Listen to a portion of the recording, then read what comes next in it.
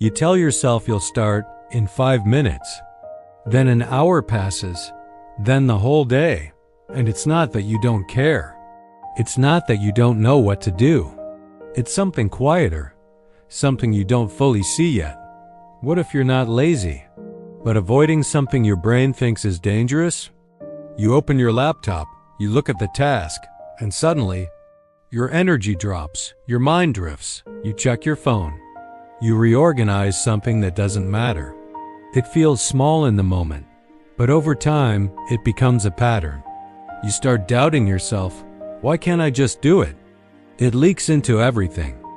You delay messages, avoid difficult conversations, postpone decisions that would move your life forward, and slowly, you begin to build an identity around it. I'm just not disciplined. I'm not consistent. Maybe I'm just lazy. But that label never fully fits because deep down, you know, this isn't about effort. It's about something you feel when you try to begin. Something uncomfortable. That shows up right before action. So the real question is, what are you actually avoiding? You're not broken. Your brain is doing exactly what it was designed to do, protect you. Not from physical danger, but from emotional discomfort.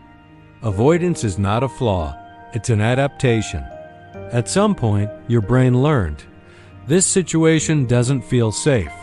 Not unsafe in reality, but unsafe in how it makes you feel.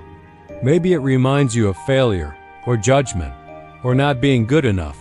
So instead of pushing you forward, your brain quietly pulls you away. And it does it in a way that feels like laziness, but it's not. It's protection. Here's what's actually happening inside your brain.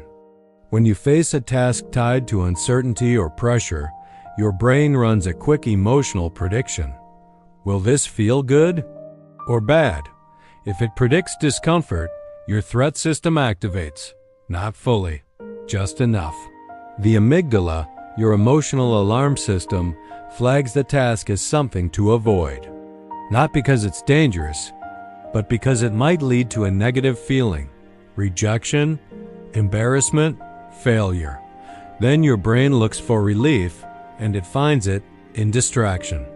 This is called avoidance conditioning. Every time you avoid the task, you feel a small sense of relief. And your brain learns avoiding works, so it repeats the pattern over and over.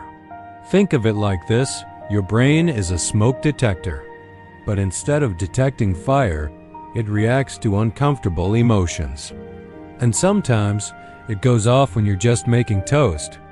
The alarm feels real, but the danger isn't. And until you understand that, you'll keep stepping away from things that actually matter. So how do you work with this? Without forcing yourself into burnout? Not by pushing harder, but by changing how your brain experiences the task. Instead of "I need to finish this," tell yourself, "I'll just start for 2 minutes."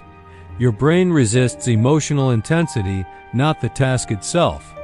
By shrinking the starting point, you reduce the perceived threat. You don't write the whole report. You open the document and type one sentence. The moment you start, the emotional resistance begins to fade. Pause before avoiding.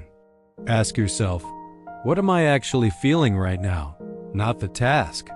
The feeling. Labeling emotions activates the prefrontal cortex, which calms the emotional centers of the brain. It turns vague discomfort into something specific. Instead of, "I don't feel like it," you realize, "I'm afraid this won't be good enough." That clarity changes everything. Stop linking the task to who you are. You're not proving your worth, you're just taking an action. When tasks are tied to identity, failure feels personal. This increases emotional threat and triggers avoidance. Instead of, "This defines me," you shift to, "This is just one attempt." The pressure drops, and your brain stops resisting as strongly. Consistency isn't built on intensity. It's built on safety. Your brain learns through repetition. If an action feels safe enough, it becomes easier over time. You work on something at the same time every day in a calm environment without pressure to be perfect. Your brain starts to associate the task with neutrality instead of discomfort. So what's the deeper pattern here? You're not avoiding work, you're avoiding a feeling. And your brain is trying to protect you from it. But protection isn't always accurate. Sometimes it blocks growth. Sometimes it keeps you stuck. The key is this: action doesn't come after you feel ready. Action is what teaches your brain that you're safe.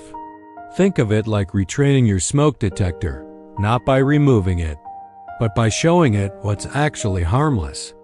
Over time, the alarm gets quieter, so the next time you pause, right before starting, don't call yourself lazy. Look closer. There's a feeling there, a small one, quiet but powerful. And instead of running from it, just sit with it for a moment. Then take one step anyway, not to prove something, but to show your brain that you're safe to move forward, and slowly. What once felt heavy becomes something you can finally face.